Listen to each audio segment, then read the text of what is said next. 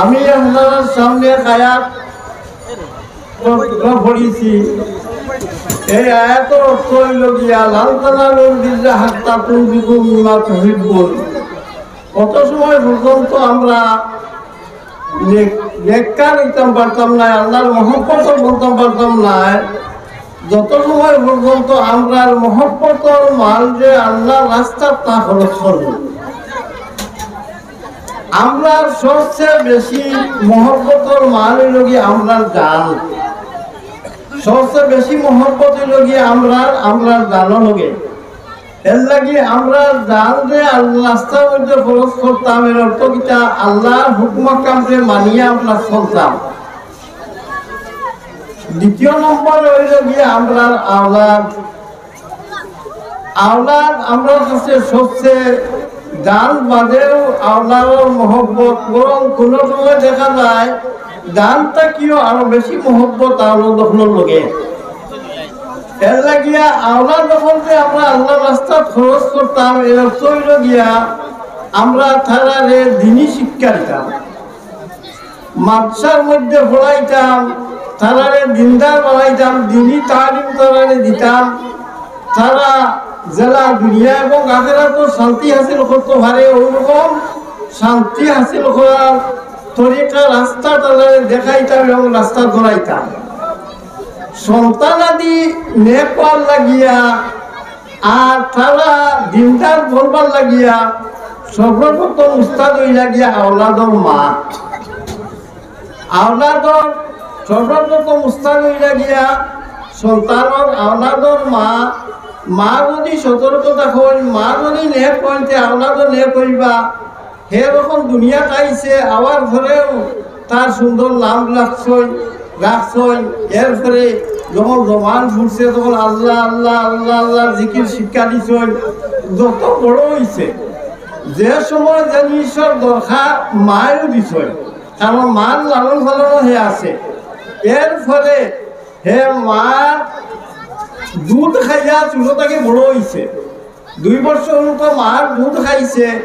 এর লাগিয়া মা সতর্ক থাকতে হইব যে আমি যদি হারাম খাই আর এই হারাম খাদ্যটাকে আমার দুধ হইতে বাচ্চায় যে খাইব, খাওয়ার বাদে এই বাচ্চাও হারাম হইব, তার শরীরের গুড় হালাল হইত না।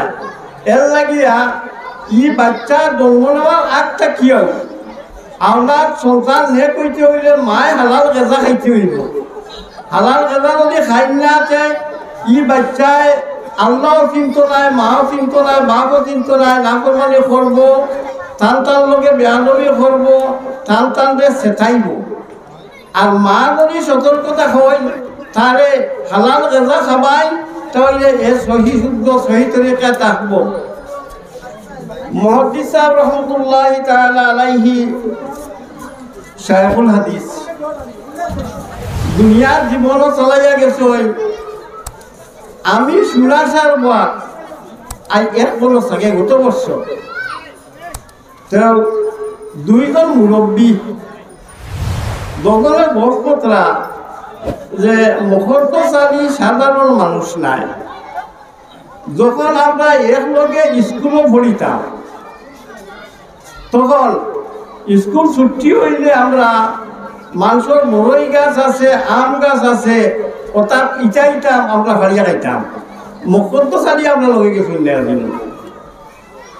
তো তার জন্মের মা তৈল গিয়ে ছোট থাকতেও নে আল্লাহ তালায় টানে এখানে সিধা করে দিয়েছিল। ও ছোট থাকা অবস্থায় যে সময় হলুদা তাই স্কুলে পড়িতা, সঙ্গী হলে পড়িতা, আমরা বড় ইটাইয়ার আম পাড়িয়ার খাইয়ার আমরা লোকে তাই না তাই একলাগে বইতা। তো আমি কথা শুনছি টানটানোর শুনিয়া আমার মনের মধ্যেও কত আইছে যে হুজুর রহমতুল্লাহ আলাইহিয়ে এই সমস্ত সাধনা তার ছোট থাকতে হলে আসলো, যার কারণে জমিনের বুকুত তাই ফরিস্তার জীবন খাটাইয়া গেছিল। ফরিয়ার সাহেব রহমতুল্লাহ আলাইহি, তান শেখ সাহেব, তান ভীর সাহেব, তানে উপাধি দিয়েছেন মাটিয়া ফরিস্তা। মুহাদ্দিস হুজুর রহমতুল্লাহ আলাইহি রে তাই মাটিয়া ফরিস্তা হয়েছেন। তো হুজুরের যে তার আর্দ তাকওয়া যে সমস্ত আসলো এটা নিশ্চয় হালাল গেজাটা কি হইয়া থাকছে। এর লাগি আমরা যদি নিজে হালাল গেজা খাই আর আওলাদরে হালাল গেজা খাওয়াই তাহলে এরার থেকে আমরা দুনিয়াতেও শান্তির আশা করতে পারি এবং আখিরাতেও শান্তির আশা করতে পারি। কারণ আওলাদ যদি নেক হইয়া থাকই তে মা বাবার লগে দোয়া করবা, মা বাবার লগে সদকা খয়রাত করবা, রূহ সওয়াব দিবা। আজ শীতল মৌসুম আছে, আমরা আছি দুনিয়ার মধ্যে।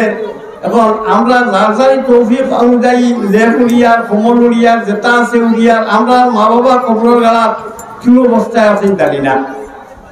এর লাগিয়া যদি আমরা সদকা খয়রাত করি, তিলাওয়াত করি, এর বাদে সন্তান লাগি দোয়া করি তাহলে তাইদের ফায়দা পাইবা। এর লাগি আমরা কিতা করতাম, আমরা তো বলতে নেক বানাইতাম, দরজকা মধ্যে দিতাম, এরারে নামাজ রোজা এই সমস্ত অজু করা এটা সারা তালিম হুজুরকে দিবা তারা শিখাইতাম। আর আমরা এর ভিতরে একারে সতর্ক থাকতাম দিলে আমার বাচ্চাটা একটা সুন্দর মানুষ বলতে পারে, দিনদার ফরজগার একজন মানুষ বলতে পারে, ও হিসাবে আমরা খেয়াল রাখতাম।